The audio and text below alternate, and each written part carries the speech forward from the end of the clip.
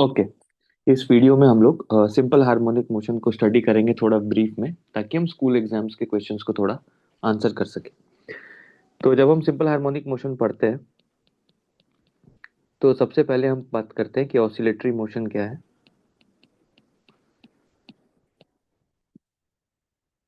और अभी हम अपने आप को रेस्ट्रिक्ट करेंगे लीनियर ऑसिलेशंस पे। लीनियर ऑसिलेशन का मतलब होता है कि आप मीन से एक्सट्रीम तक, ठीक है, आप मीन से एक्सट्रीम तक दो दो एक्सट्रीम लोकेशंस होते हैं, तो आप वहां तक जाते हैं, यू टर्न मार के वापस आते हैं, फिर दूसरे एंड तक जाते हैं, यू टर्न मारते हैं, और आप इसी के बीच में ऑसिलेट करते रहते हैं। तो ये एक्सट्रीम पोजीशन है,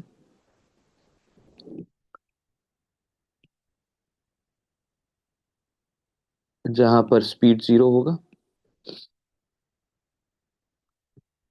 और ये मीन पोजीशन है जहां पे फोर्स जीरो होगा। अच्छा, जब आप इधर होंगे तो ऑसिलेशंस का एक इम्पॉर्टेंट कैरेक्टरिस्टिक क्या है कि उसका जो फोर्स होगा वो हमेशा मीन पोजीशन की तरफ लगेगा। सो फॉर ऑसिलेटरी मोशन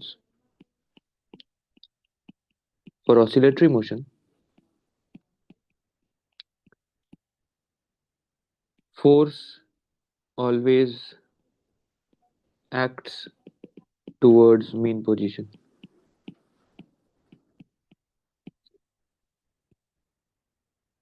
तो आप ध्यान से देखिए, अगर डिस्प्लेसमेंट पॉजिटिव तो force negative,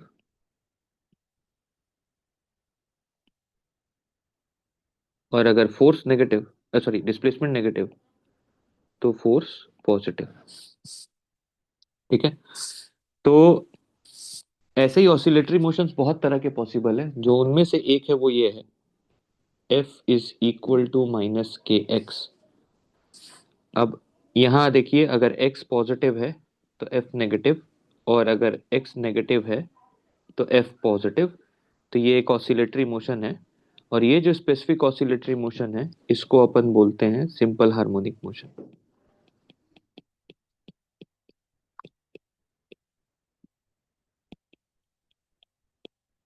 x is displacement from mean position.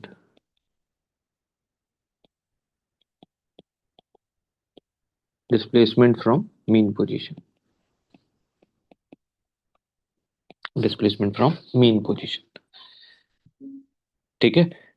तो अगर हमारा फोर्स इस तरह का है, माइनस के एक्स जैसा, तो वो जो रिजल्टेड मोशन देगा वो एक सिंपल हार्मोनिक मोशन होगा, और वो एक ऑसिलेटरी मोशन होगा। ठीक है। ऑसिलेटरी मोशन में इंपॉर्टेंट पॉइंट्स है एक्सट्रीम्स और मीन्स। एक्सट्रीम पे स्पीड जीरो होगा, और मीन पे फोर्स जीरो होगा। ठीक है।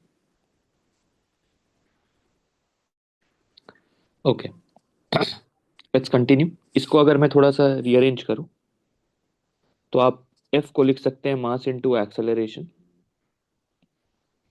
और ए को लिख सकते हैं डीवी बाई डी टी, जिसको कि आप डबल डिफरेंशिएशन ऑफ एक्स भी लिख सकते हैं। इसका मतलब है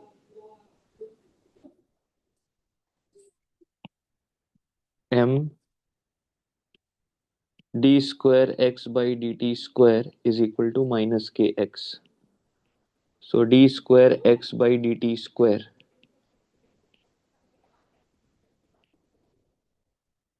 it should be of this form, it should be of this form. अब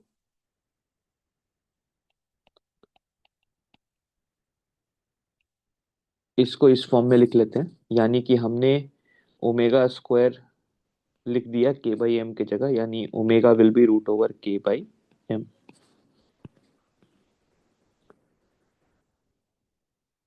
यानी हमारा जो भी एक्स होना चाहिए वो इस इक्वेशन को सेटिस्फाई करना चाहिए।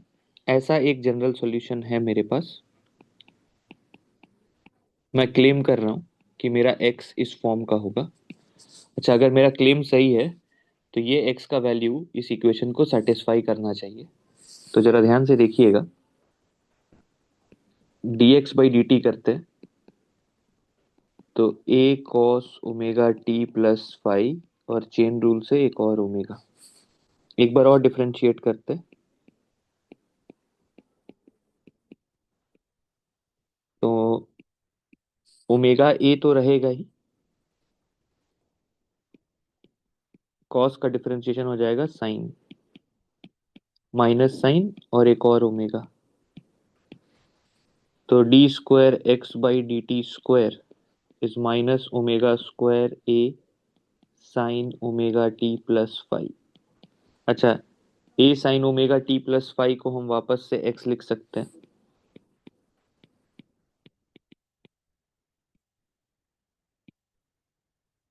इसका मतलब है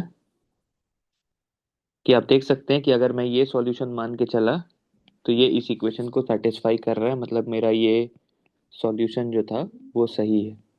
इसका मतलब है अगर कोई पार्टिकल एसएचएम कर रहा है, if a particle is doing SHM,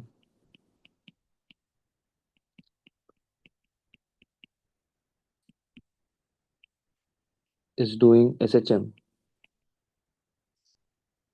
तो उसका displacement from mean, this is nothing but displacement from mean,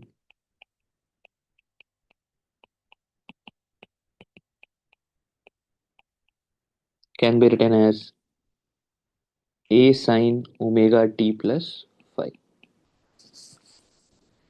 A is maximum distance from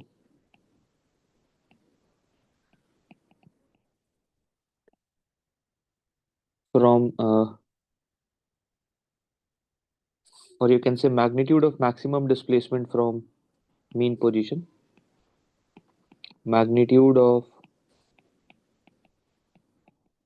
maximum displacement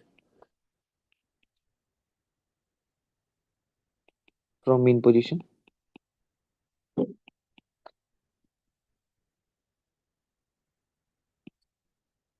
Omega is angular frequency.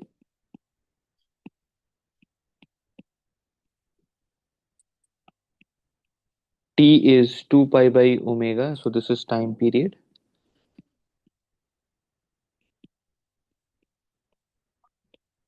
This omega t plus phi is known as phase,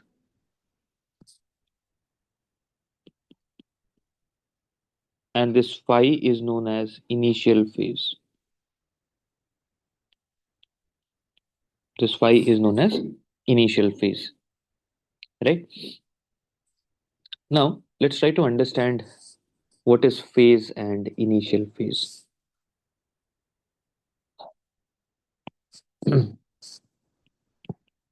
Visualizing SHM as a uniform circular motion.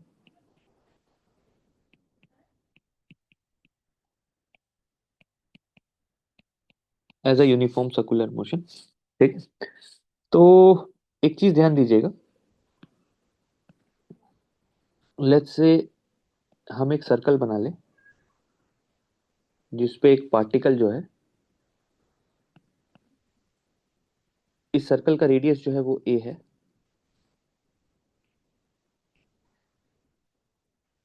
और एक particle इस पे omega angular velocity से rotate कर रहा है, और ये ओमेगा वही है जो एसएचएम का ओमेगा है। अब ये पार्टिकल अगर यहाँ कहीं होगा तो आप उसका अगर प्रोजेक्शन देखेंगे तो वो प्रोजेक्शन यहाँ पे हो।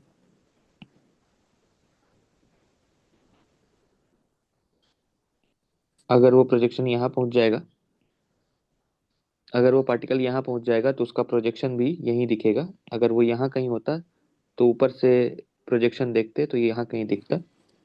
फिर जब वो यहाँ होगा तो लाइट मारेंगे तो प्रोजेक्शन यहाँ कहीं दिखेगा। तो वो पार्टिकल कांस्टेंट ओमेगा से घूम रहा है, और वो अगर आप ध्यान से देखें तो उसका जो प्रोजेक्शन है वो एसएचएम कर रहा है। मतलब अगर हमको पार्ट पता करना है कि एसएचएम वाला पार्टिकल यहाँ से यहाँ कितने देर में गया, तो हम ये पता कर सकते हैं कि ये वाला इमेजिनरी पार्टिकल यहाँ से यहाँ कितने देर में गया, वो सेम टाइम होगा।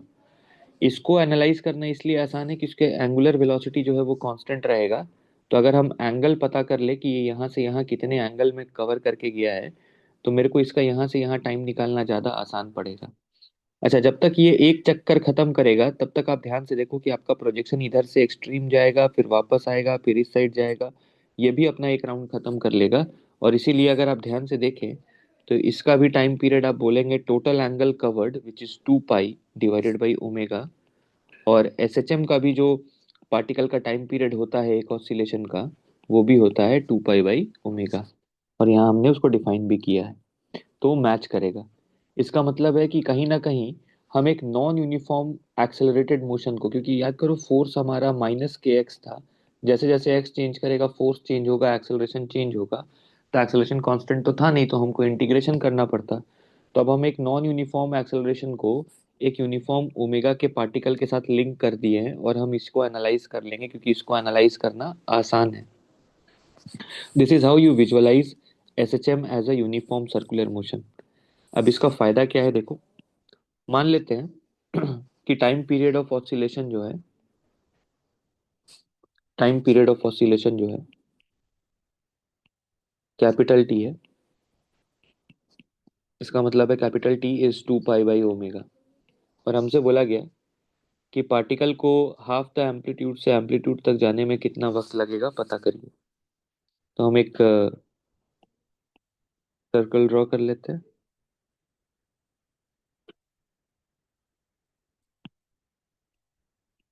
a/2 से a जाना है। इसका मतलब है कि वो जो इमेजिनरी पार्टिकल है उसको p से q जाना है। तो हम पार्टिकल का समय निकाले चाहे इमेजिनरी पार्टिकल का वक्त निकाले, फ्रॉम पी टू क्यू दोनों सेम होने वाला है, क्योंकि जितने देर में ये यहाँ से यहाँ जाएगा प्रोजेक्शन यहाँ से यहाँ जाएगा। तो याद रखिएगा एसएचएम जो करता है वो प्रोजेक्शन करता है, तो एसएचएम का जो भी कंडीशन है वो प्रोजेक्शन पे लगाना है। अब ये वाला एंगल पता कर लेते हैं।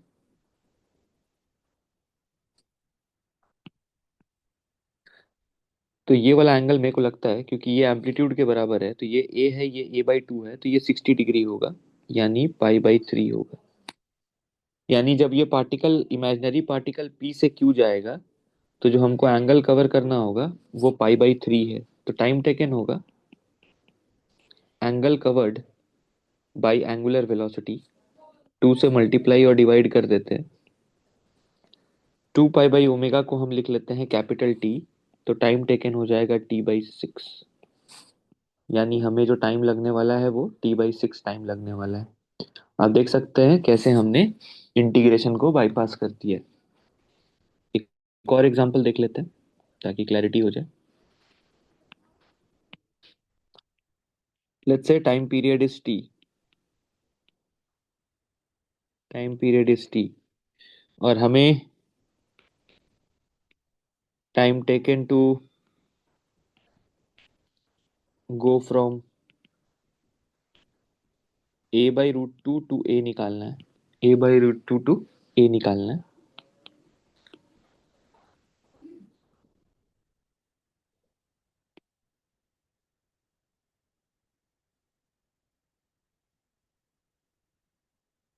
यानी हमारा प्रोजेक्शन को a/√2 से a जाना है। मतलब हम वो टाइम निकाले, चाहे हम ऐसा मान ले कि ये जो पार्टिकल है इमेजिनरी पार्टिकल वो यहाँ से यहाँ चला जाए, उसका जो वक्त है दोनों सेम होगा। तो पहले इसको कैलकुलेट कर लेते हैं। ये एंगल आ गया 45 डिग्री, मतलब पाई/4। तो हमारे इमेजिनरी पार्टिकल को पी से क्यू जाने में जो वक्त लगेगा उतना ही टाइम हमारे प्रोजेक्शन को भी a/√2 से a जाने में लगेगा। तो टाइम टेकन हो जाएगा पाई/4 डिवाइडेड बाई ओमेगा। 2 से मल्टीप्लाई, 2 से डिवाइड। 2 पाई/ओमेगा को हम लिख लेते हैं capital T. Time taken is t/8। इस तरीके से आप time taken to go from one point to another खोज सकते हैं। ठीक है। अब बात करते हैं इनिशियल फेज की। Initial phase,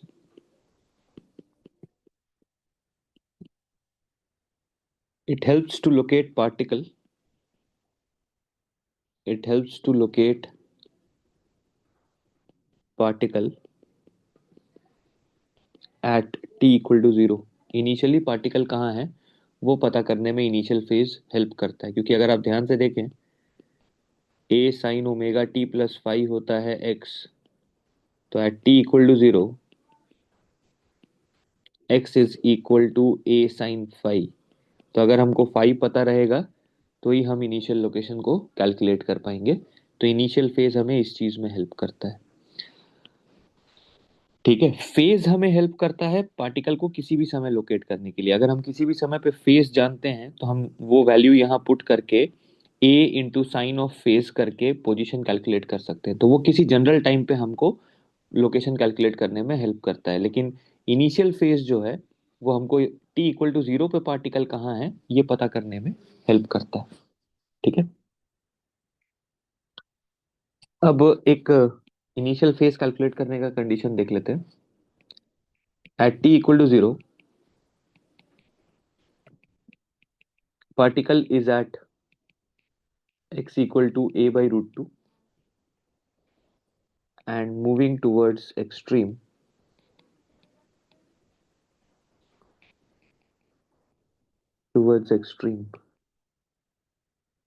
find phi। तो t इक्वल टू जीरो पे फेज निकालेंगे तो वही हमारा इनिशियल फेज होगा। तो t इक्वल टू जीरो पे फाइव पार्टिकल को लोकेट करते हैं। देखिएगा, हमारा particle t equal to zero पे है a बाई रूट टू पे, और वो मूव कर रहा है एक्सट्रीम की तरफ। तो a बाई रूट टू पर अगर वो है तो पार्टिकल का दो पॉसिबल लोकेशन है, या तो पार्टिकल ऊपर होगा तो भी प्रोजेक्शन यही दिखाई देगा, और अगर पार्टिकल इधर होगा तो भी प्रोजेक्शन यही दिखाई देगा। लेकिन एक डिफरेंस है, अगर ऊपर पे पार्टिकल होगा तो अगले इंस्टेंट पे वो प्रोजेक्शन को एक्सट्रीम की तरफ ले जाएगा, और अगर नीचे में पार्टिकल होगा तो वो अगले इंस्टेंट पे पार्टिकल को मीन की तरफ लेके जाएगा। हमारा पार्टिकल एक्सट्रीम की तरफ जा रहा है, मतलब ये हमारा इमेजिनरी पार्टिकल का लोकेशन होगा, ये नहीं होगा। एक बार आपको इमेजिनरी पार्टिकल का लोकेशन मिल गया, आप उसका एंगल कैलकुलेट कर लीजिए, और उसका एंगल आपको वर्टिकल से कैलकुलेट करना है। तो आप पॉजिटिव वाई एक्सिस के साथ जब उसका एंगल कैलकुलेट कर लेंगे टी इक्वल टू जीरो पे, वही आपका इनिशियल फेज होगा। तो यहाँ पे इनिशियल फेज अगर आप ध्यान से देखें तो ये एंगल 45 है, तो ये 45 है, इसका मतलब इनिशियल फेज है 45। इसी में बस एक लाइन चेंज कर देता हूँ कि in the above find phi if it was moving towards mean. तो देखिए,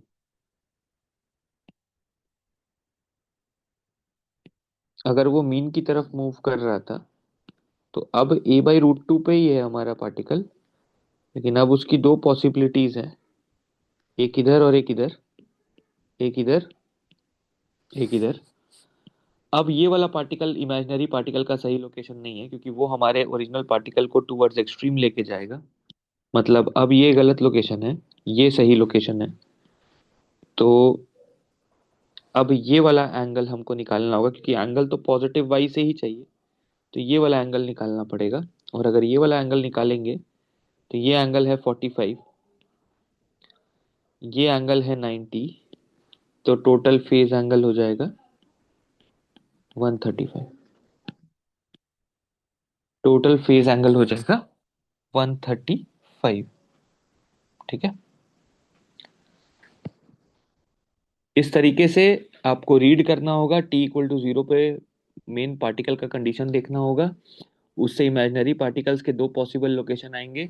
कंडीशन क्या है उसको पढ़ के समझना होगा कि कौन सा एक्सेप्टेबल लोकेशन है और किसको रिजेक्ट करना है, कौन सा रिजेक्ट होगा कौन सा एक्सेप्ट होगा, और फिर पॉजिटिव वाई एक्सिस के साथ उसका एंगल खोज देना है। That is how we solve for initial phase. ठीक है, तो हम टाइम सर्कल मेथड से टाइम टेकन निकाल सकते हैं एक जगह से दूसरी जगह जाने का, और हम इनिशियल फेज कैलकुलेट कर सकते हैं कि कितना इनिशियल फेज रहा होगा। आगे चलते हैं। तो अब एक बार हमें वो सब पता है, तो मेरे पास x है, इसको अगर हम डिफरेंशिएट कर दें तो मेरे को v मिल जाएगा,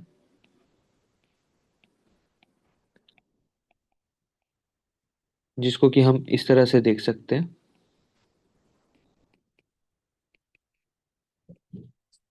इसका मतलब है कि सिंपल हार्मोनिक मोशन में जो मैक्सिमम स्पीड होगा वो ओमेगा ए होगा, मैक्स स्पीड।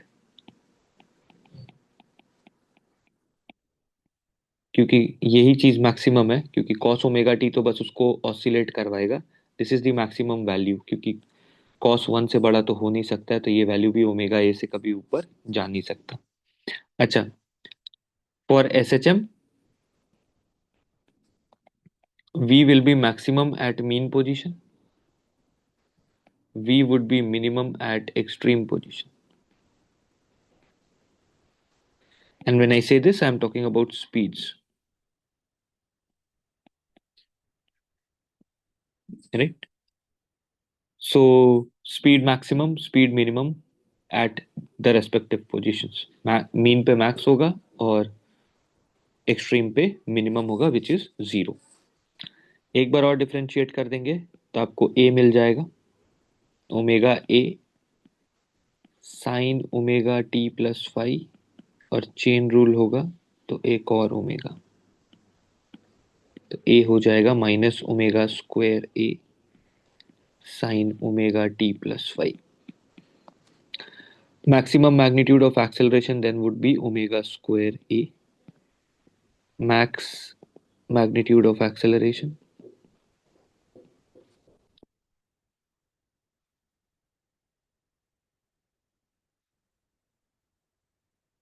a max.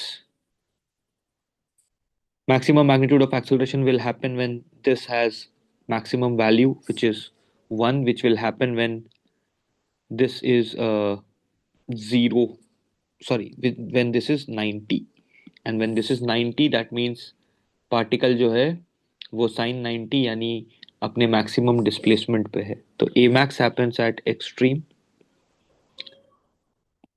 ए मिन हैपेंस एट मीन, और मीन पे वैसे भी फोर्स जीरो है तो वहां कोई एक्सेलरेशन है ही नहीं। तो in terms of magnitudes, maximum acceleration magnitude happens at extreme, minimum acceleration magnitude happens at mean. ठीक है। अगर आप यहाँ से थोड़ा ए को देखेंगे तो a can be written as minus omega square x, minus omega square x, क्योंकि ये पूरा चीज एक्स के ही बराबर है। ठीक है। वी को थोड़ा और अच्छे से लिख सकते हैं हम। वी को अगर स्क्वायर अप कर दें तो ये बन जाएगा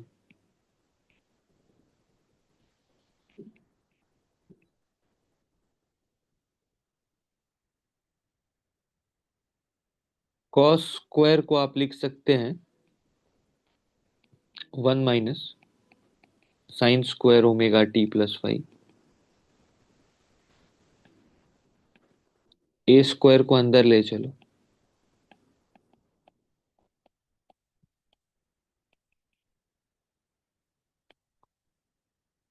तो वी स्क्वायर हो जाएगा omega square a square minus, अब अगर आप ये टर्म को देखें तो ये एक्स स्क्वायर का टर्म है, यानी वी को आप लिख सकते हैं plus minus omega root over a square minus x square. अब ये प्लस माइनस का सिग्निफिकेंस क्या है कि अगर आप मीन पोजीशन से किसी पॉइंट पर हैं जिसका डिस्प्लेसमेंट एक्स है, तो एक बार आपका वेलोसिटी पॉजिटिव होगा जब आप टूवर्ड्स एक्सट्रीम जा रहे होंगे, और एक बार उतना ही स्पीड होगा लेकिन नेगेटिव डायरेक्शन में होगा। तो इसीलिए एक बार जितना पॉजिटिव दूसरी बार उतना ही नेगेटिव। तो किसी भी लोकेशन के साथ यही होता होगा, एक बार जितना नेगेटिव एक बार उतना पॉजिटिव, और ये कंटिन्यूड रहेगा। So this is v as a function of x,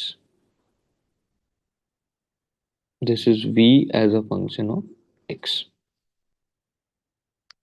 ठीक है।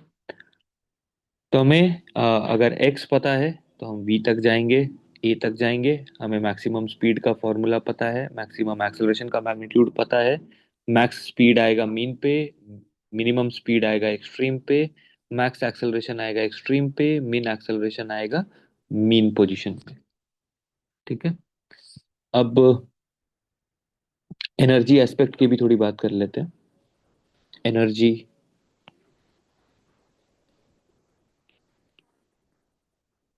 इन SHM। एक तो हम अभी जो फिलहाल SHM की बात कर रहे हैं, that is an undamped oscillation. When we say undamped oscillation, that means there is no dissipation of energy. No dissipation of energy. No dissipation of energy. तो इसमें एक काइनेटिक एनर्जी होगा। काइनेटिक एनर्जी होगा हाफ एम वी स्क्वायर। तो half M, और we square अभी लिखा था हमने omega square a square minus x square. आपको याद होगा एकदम शुरू में हमने के बाई एम को ओमेगा स्क्वायर लिखा था, तो हम एम ओमेगा स्क्वायर को के लिख सकते हैं। के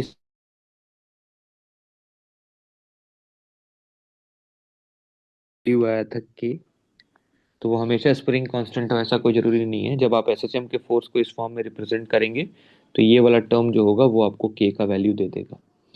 तो काइनेटिक एनर्जी को अपन लिख लेते हैं half k a square minus x square.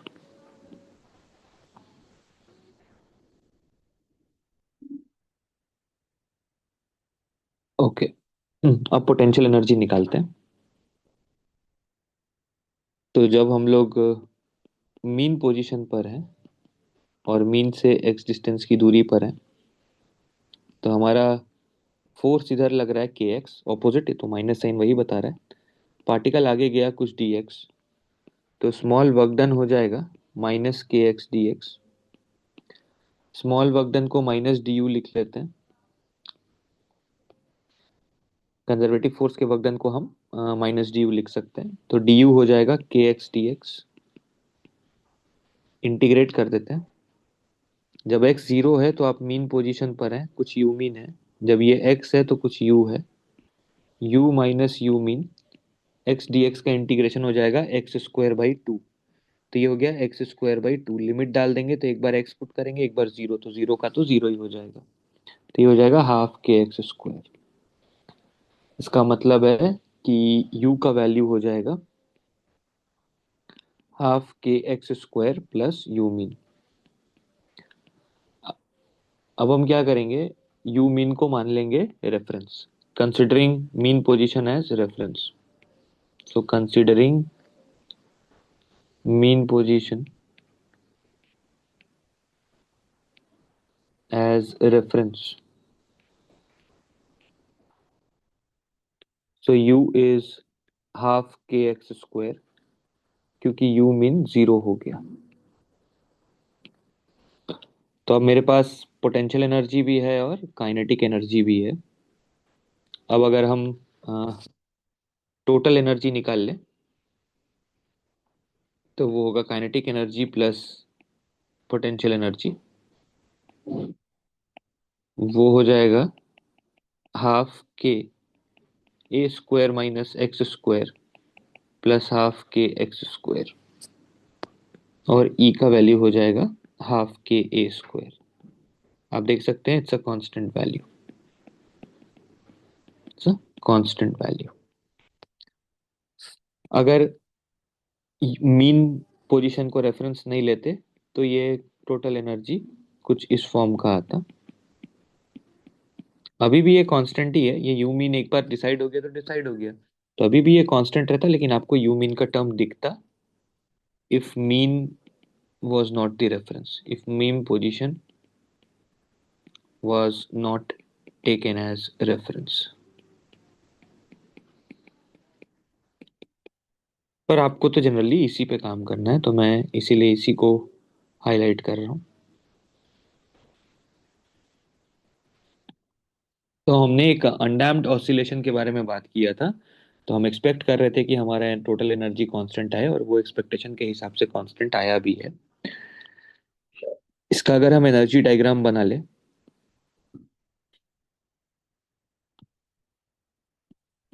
Energy versus displacement, तो डिस्प्लेसमेंट तो माइनस ए से प्लस ए के बीच में ही हो सकता है।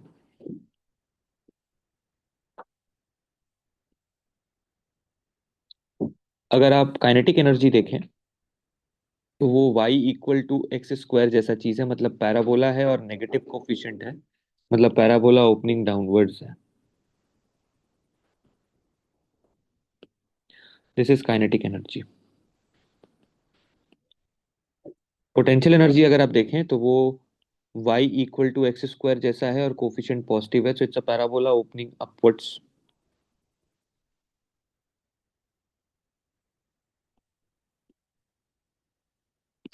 It's a parabola opening upwards. This is potential energy. And total energy remains constant, तो दिस इज टोटल एनर्जी। और ये वैल्यू जो है ये है हाफ के ए स्क्वायर। इस ग्राफ को अगर आप स्टडी करें ठीक से तो आप एक चीज समझ पाएंगे। मीन पोजीशन पे के ई मैक्स है और पोटेंशियल एनर्जी मिन है, और एक्सट्रीम पोजीशन पे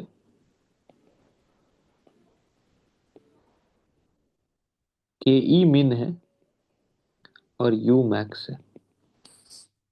ये ग्राफ इंपॉर्टेंट है, वो आपको क्वेश्चन इस पे पूछ सकता है। तो ये फिलहाल हमने अभी एसएचएम के काइनेमैटिक्स को कंप्लीट किया है। इसके एक एक दो क्वेश्चंस देख लेते हैं।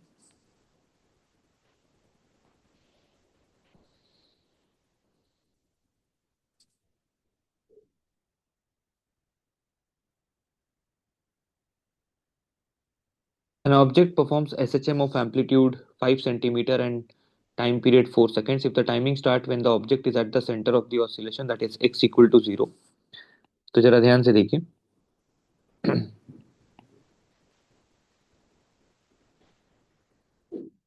तो सेंटर से ही शुरू हुआ है, इसका मतलब है इनिशियल फेज 0 है। टाइम पीरियड इसका 4 सेकेंड है और एम्पलीट्यूड 5 सेंटीमीटर है। तो सबसे पहला बात फ्रीक्वेंसी। तो फ्रीक्वेंसी को तो हम लिख सकते हैं 1/टाइम पीरियड, तो ये हो जाएगा 1/4 हर्स।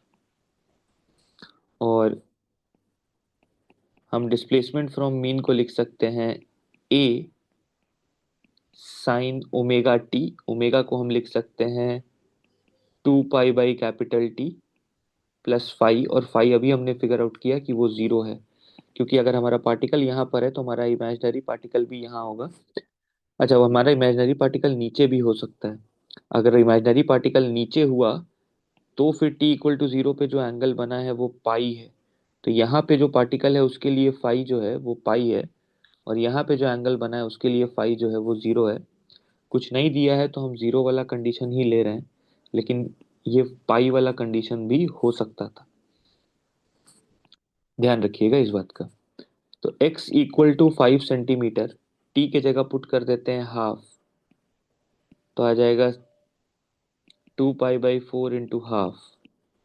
तो x हो जाएगा 5 centimetre into sine pi by 4 which is 1/√2, यानी डिस्प्लेसमेंट होगा 5/√2 सेंटीमीटर। ठीक है। तो पहला का जवाब 1/4 हर्स 1/टाइम पीरियड। दूसरा का जवाब displacement from mean is 5/√2 centimetre at T equal to half seconds.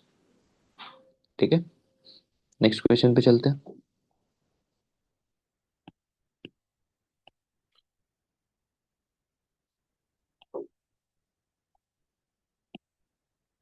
A particle amplitude of a harmonic oscillator is a when the particle's velocity is half of the maximum velocity, determine the position।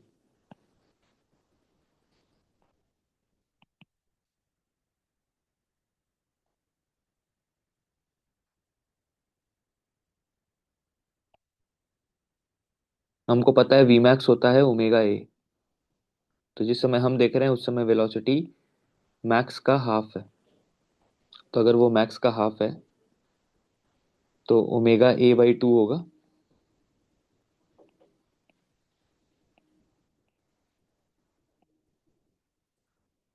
इसका मतलब है कि वो velocity plus minus कुछ भी हो सकता है ना।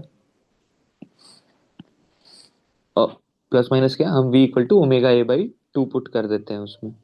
तब ध्यान से देखिए, स्क्वायर अप कर लेते हैं।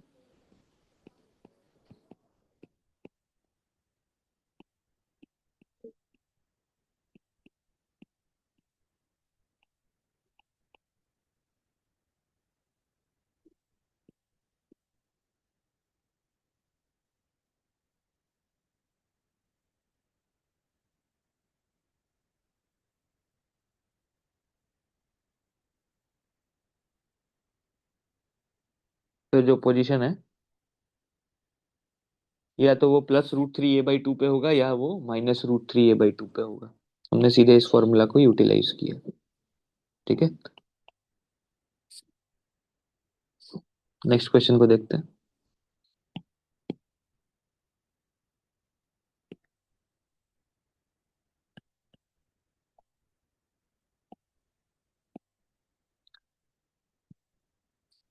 Frequency of oscillation when F1 is applied. तो मान लेते हैं F1 चूंकि वो SHM करा रहा है, तो वो K1x जैसा कोई फोर्स होगा। तो वहां से जो ओमेगा होगा वो √K1/m होगा। तो जो फ्रीक्वेंसी होगा वो होगा ω/2π, और वो 8 हर्ट्ज के बराबर है। सिमिलरली जब F2 अप्लाई कर रहे होंगे तो वो कुछ -K2x जैसा फोर्स होगा। तो ω2 √K2/m होगा। तो फ्रीक्वेंसी ω2/2π कुछ 6 हर्ट्ज है। अब दोनों फोर्सेस साइमल्टेनियसली अगर लगेंगे तो -K1 + K2x हो जाएगा। यानी ओमेगा जो होगा वो होगा √K1 + K2/m। तो इस बार जो फ्रीक्वेंसी हमें चाहिए वो होगा 1/2π √K1 + K2/m। राइट। अब एक काम करते हैं, K1 और K2 के वैल्यूज को सब्स्टिट्यूट करने की कोशिश करते हैं। तो इसको हम लिख लेते हैं K1,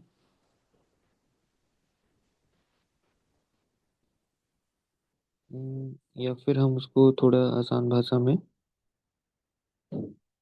ओके।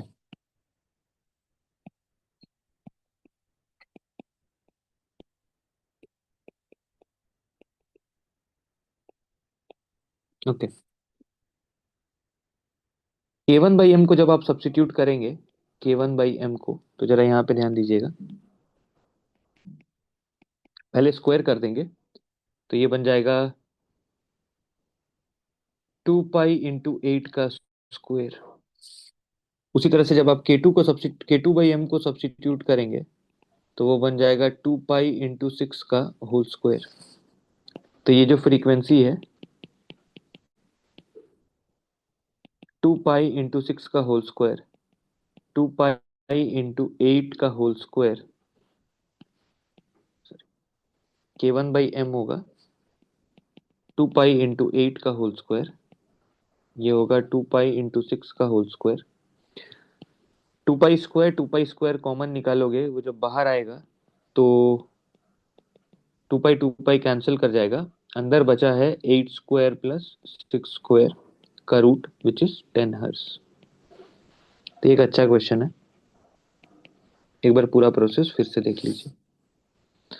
पहले हमने सिर्फ F1 को लगाया, उससे हमने ओमेगा निकाला, फ्रीक्वेंसी तक गए, वहां से K1/m का वैल्यू निकाल लिया। फिर सिर्फ F2 लगाया, तो वहां से ओमेगा की वैल्यू निकाली।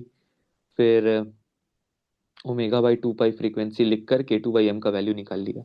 जब दोनों फोर्स एक साथ लगाया तो ओमेगा इस फॉर्म में आया, फ्रीक्वेंसी जो आया वो इस फॉर्म में आया। हमने उसको थोड़ा एडजस्ट कर लिया। K1/m का वैल्यू पुट कर दिया, K2/m का वैल्यू पुट कर दिया। 2π² और 2π² यहाँ से कॉमन है, उसको बाहर निकाला। तो 2π कैंसिल कर गया, अंदर बच गया 8² + 6² का रूट, जो कि 10 हर्ट्ज हो गया। ओके, नेक्स्ट देखते हैं।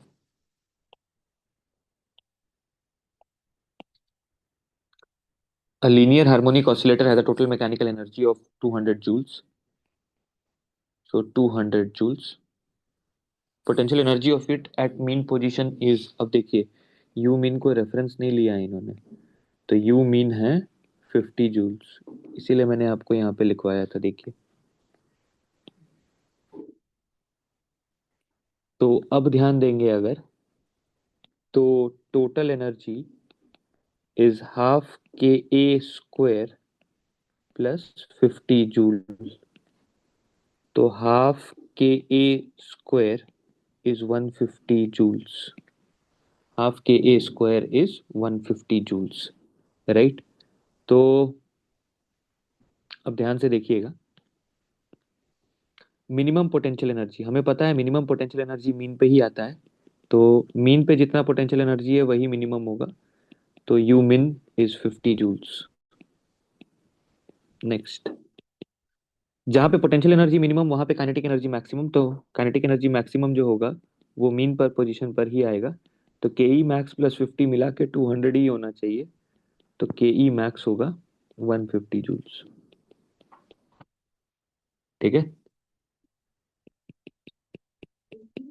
Potential energy at extreme positions, eight extreme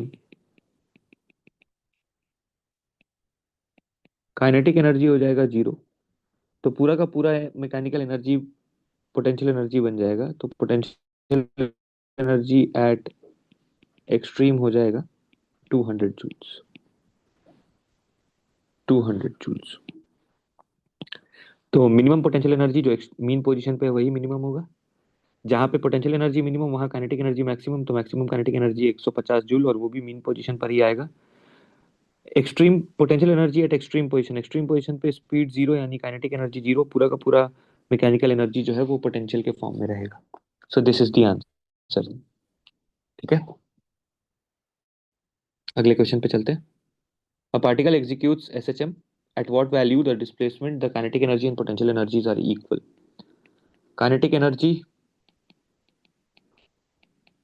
equal to potential energy.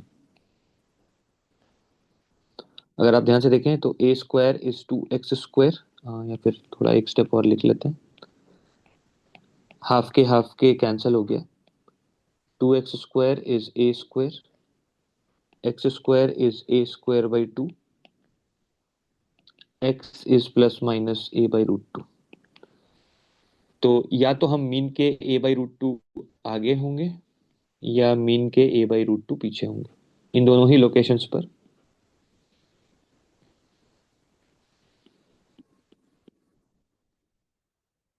Kinetic energy equal to potential energy, kinetic energy equal to potential energy. तो दो ऑप्शंस पॉसिबल है, प्लस ए बाई रूट 2 या minus a by root 2। ठीक है, fine, we continue on this, इसको continue रखते हैं अगले क्लास में। Thank you everyone.